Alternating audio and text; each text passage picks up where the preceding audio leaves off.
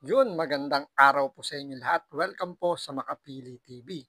So ito na naman po, naninisi na naman po na parang ang administrasyon ngayon, parang yung dating administrasyon bago si Pangulong Duterte, yung kay Pinoy na panay ang sisi doon sa nakalipas na administrasyon. Dahil sa ekonomiya po natin, kaya po medyo nagkakawindang-windang, ang sinisisi po ng Malacanang si Vice President Sara Duterte. So ito, panoorin po natin yung naging reaksyon ni Banat Bay sa ginagawang paninisi po nito ni Manang Claire dito sa kay Vice President Sara Duterte. Kaya nagkakaganto ngayon ang ating ekonomiya sa Pilipinas. So panoorin po natin. Dahil palpak ang ekonomiya, dahil nagtataasan ng bilihin, tapos hindi na-aproban yung pagtaas ng sahod ng mga manggagawa, sinisisi ngayon ng Malacanang. Sinisisi ata ni Marcos na hindi kasi nagsasalita yung taga-spokesperson niya. So tila sinisisi ni Marcos si VP Sara Duterte, tungkol dito sa ekonomiya ng Pilipinas. Naku po! Tandaan po ninyo, yung sinasabi po ng spokesperson ni Pangulong Duterte, ito si Manang Claire, alter ego niya to, spokesperson niya. Ibig sabihin, kung ano man yung lumabas sa bibig ni Yusek Castro, ni Madam Claire, yun din po yung gustong sabihin ni Pangulong Bongbong Marcos. Hindi pwedeng sabihin na yun lang yung, kumbaga yun yung opinion lang yun ni Madam Claire, ni Manang Claire. So lahat po nang lalabas sa bunganga po ni Manang Claire, habang siya dyan nakatayo sa pedestal po ng PCO, yun po parang si Pangulong Bongbong Marcos din po yun nagsasalita.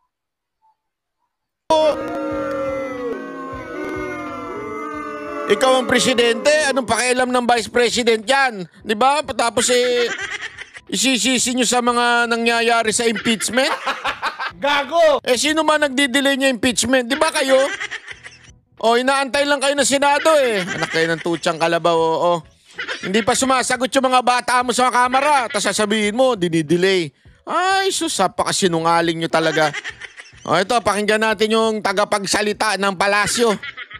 Hindi ko alam kung tagapagsalita ba talaga ito o ewan kung sino ba ito. Yusek, good morning. Reaction lang po ng Malacanang. Sa press briefing kasi kahapon sa House of Representatives, sinabi ni House Impeachment Spokesperson Attorney Antonio Odi Bukoy na maaring maapektuhan ang investor confidence kung masyadong matagalan ang proseso sa impeachment ni Vice President Sara Duterte. Okay, mismong nasa business sector na po ang naaalarma sa nangyayari dito sa Senado patungkol po sa impeachment trial. At hindi po... Kita nyo dito, yung packaging nila dito, gumagawa sila ng tila bagang senaryo na kung saan kasalanan ng Senado. Itong pagde-delay daw sa impeachment. Ay naku, pambira kayo. Na-forthwith na nga Hindi kasi 'di ba, dapat nga nung susunod na araw pa sila magko-convene. Nag-convene na sila one day earlier. Tapos ngayon, ang dating sa paghingi ng tamang due process, ika nga. Kasi alam nyo mga kababayan, sa bawat hearing, sa bawat kaso, meron tayong tinatawag na due process. Ibig sabihin, kailangan po talagang sundin yun dahil may karapatan po ang inaakusahan. Diba? Dapat pong sundin yun. Ang hindi po ibig sabihin nun, dinidelay na po. Kasi alam naman ganun, lahat na lang ng kaso sa Pilipinas, dinidelay nyo yung kaso, dinidelay nyo yung kaso.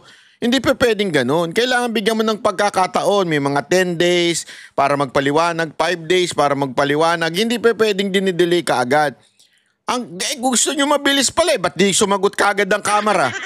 Doon sa hinihingi ng Senado. Talaga na naisin na makapag-invest, na maa-alerto po talaga mga investors natin kung may issue po at inaakusahan ang isang leader ng korupsyon at mukhang nakakampihan pa ng ibang senator judges. Wow! So nakakaalarma po ito dahil gumaganda po ang takbo ng ekonomiya ng bansa. Taliwas po ito sa sinabi ng Sandali. Parang nalaglag ako sa upuan ko nun Sample nga. Nalaglag ako dun sa upuan ko. Gumaganda ekonomiya? Putangin ang yan, no? Shit. Gumaganda talaga ekonomiya? Napakasinungaling talaga ng gobyernong to, no?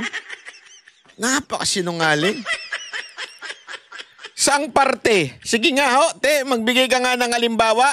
Saang parte? Magbigay ka ng ebidensya gumagandang ekonomiya ng Pilipinas.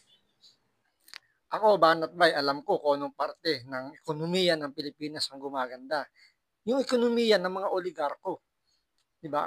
Kitang-kita naman, panay pamigay ng mga ng pera ng administrasyon na to sa mga ayuda. Siyempre, sino ba yung mas unang kumikita sa ayuda?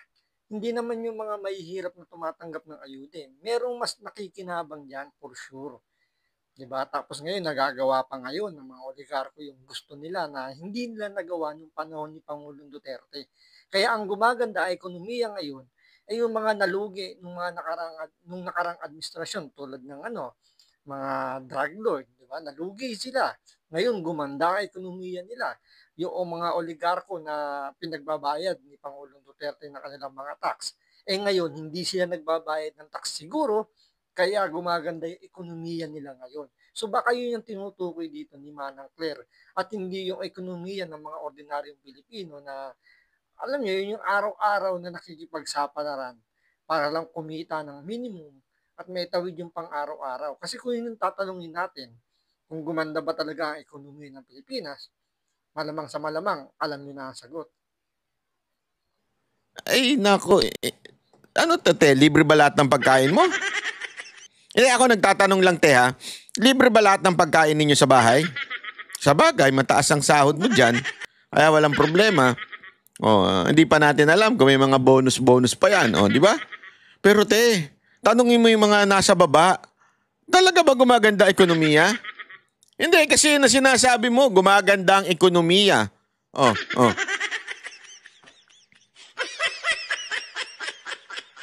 Di ba? Gumaganda ang ekonomiya.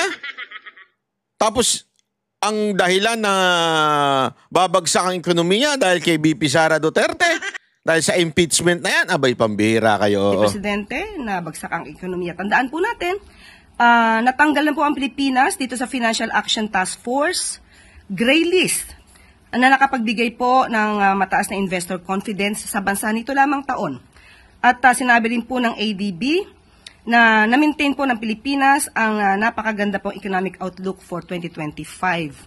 So, yung mga kino-quote niya, syempre, mga kaalyado nila. So, syempre, siya lang, ano lang yan, pabor lang yan ng pabor. Pero in reality, is it the truth? Hindi, kayo po sumagot, is it the truth? Ha? Katotohanan ba yan? Nararamdaman ba yan ng mga Pilipino? Kasi syempre yan, mga figures na yan, yung ebidensyang pinipresenta mo, ay sus, ano lang yan hindi mo masasabing makatotohanan yan. Kasi dito tama yung sinasabi ni Banat Baya. Kung yung figures nang manggagaling mismo sa gobyerno, malamang sa malamang, siyempre papaboran nila yung administrasyon para masabi lang na maganda yung tinatakbo ng ekonomiya. Pero tanungin mo yung mga magsasaka, yung mga mangingisda, yung mga simpleng taong pupunta ng palengke, yung mga nagtitinda sa palengke, yung mga trabahador na nasa laylayan, sinasabi ni Madam Leni Robredo, yung mga nasa laylayan, sila ang tanungin mo kung talaga bang gumanda ang ekonomiya ng Pilipinas. Kasi kung manggagaling lang sa ang datos ng mga government agencies, malamang sa malamang, kumbaga sa dinodoktor na yan, sugar coating, para lang palabasin kunwari, naggumanda ang ekonomiya ng Pilipinas. Gaganda lang ang ekonomiya ng Pilipinas kung lahat ng tao afford bumili ng yung mga basic needs natin. Sa bigas nga lang, di ba? Tumaas ba o bumaba ang presyo ng bigas? Yung 20 pesos per kilo, nasaan na? So tama yung naging hula o yung pananaw ng mga ibang vloggers na yung sinasabi ng 20 pesos na bigas, panapan lang yan sa eleksyon. After election, yan na, nganga na. Kasi, alam mo, sa ground, kaya nga dumadami ngayon ang krimen, isa ho sa mga dahilan ay dahil po sa palpak ng ekonomiya ng Pilipinas o pabagsak nga naghihirap ang mga Pilipino. 'Di ba? Alam mo, kahit nga minsan sa mga Grab nagugulat na lang ako, hindi ko po ito although bawal po sa kanila yan, alam ko bawal sa kanila yan, pero talagang literal yung mga driver nanghihingi na ng tip, nanghihingi na ng pandagdag. Oo. Minsan, alam mo yung nakakabuisit kasi parang, ano ba, may bahay, kaya nga kami nagpa-Grab kaya nga nagpa-deliver kasi fix na yung amount, tas manghihingi ka pa, di ba? May mga ganyan Pero minsan, alam mo, naiisip ko na, kawawa rin naman kasi yung mga Pilipino Di ba? Kawawa rin po kasi talaga yung mga Pilipino sa nangyayari sa Pilipinas. Yung pataas na pataas ng presyo ng bilihin. Yung basic needs. Meralco, di ba? Magtataas nga din daw. Hanggang ngayon, hindi pa nasusolusyonan yung problema na yan. Pati sa tubig. Lahat na po. Ito may meron pang banta na tataas ang presyo ng gasolina dahil sa gera sa Iran at saka sa Israel, di ba? Pero baka kasi sabihin nyo iba, sandali, Banat Bay, kasalanan ba ni Marcos yan? Ba't dati sinasabi nyo, di nyo kasalanan ni Duterte yan pag tumaas ang gasolina? Tama kayo dyan. Ako, I agree with that. Hindi kasalanan ni Marcos kung sakaling tumaas ang presyo ng gasolina. Ngunit, datapot subalit. Alam mo nang mangyayari. Actually, alam mo nang mamaya papakita natin na hindi talaga prepared itong gobyerno to sa gera Alam mo na may nangyayari, di ba? Dapat magkakaroon ka ng contingency plan. Anong plano? Paano kung biglang nagka-problema talaga tayo sa gasolina? Handa ba tayo? Pag nagtaasan yan, kasi magtataasan talaga yan dahil nung pagtitignan mo yung mapa ng Israel at saka Iran, magkalayo siya Talagang may tinatalunan siya mga bansa. At itong mga bansa na ito, naantala yung dinadaanan ng krudo, naantala, syempre. So, definitely, Dito yung pinupunto ni Banat Bay, mukhang napanood ko na to. Ito yung isang interview kay Pangulong Bongbong Marcos na, kumbaga, nasa alert level 3 and 4 na po yung status doon sa gera between Iran tsaka yung sa Israel. So, tinatanong na si Pangulong Bongbong Marcos kung ano yung gagawin, kung kailan na ba magkaroon ng repatriation para doon sa mga kababayan nating Pilipino. Ang sagot niya, hindi pa raw kailangan. Dahil di pa naman daw nag-request yung mga kababayan natin doon. So, doon pala parang kumbaga, doon palang wala ng plano. Diba? Dapat, alam na kagad na, kumbaga, dapat ang sinagot, meron na kami nakaplano dyan. So, may naka-standby na.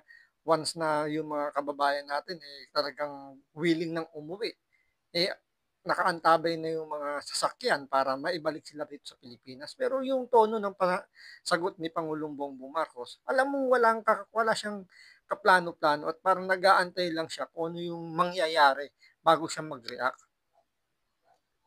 Definitely, pag konti ang supply, tataas po ang demand. And pag tumaas ang demand, pambihira, tataas ang presyo niyan.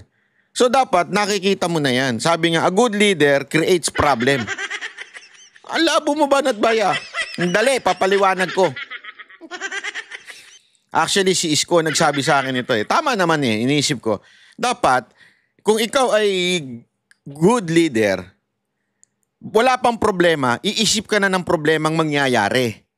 Para, ready ka na, hindi ka reaction lang ng reaction.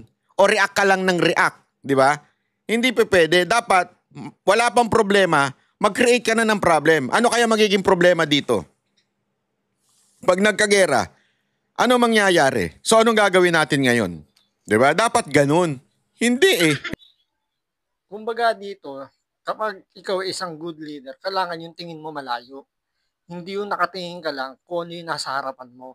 Para at least, malayo pa lang yung problema, napipredict mo na. So, nakagawa ka agad ng strategiya, ng ano yung pwedeng gawin para maiwasan yung, kumbaga, meron ka na kagad solusyon doon sa problemang darating pa lang, hindi pa nangyayari, pero may solusyon ka na para once dumating, alam yun, kumbaga meron ka ng plan A, plan B, plan C. So, hindi ka lang reactive. So, kailangan, malayo pa lang, nag-react ka na kagad para at least, di ba, mangyari man o hindi, meron ka kagad nakasolusyon. Hindi Tingnan nyo, mamaya papakita ko, hindi ready si Marcos dito sa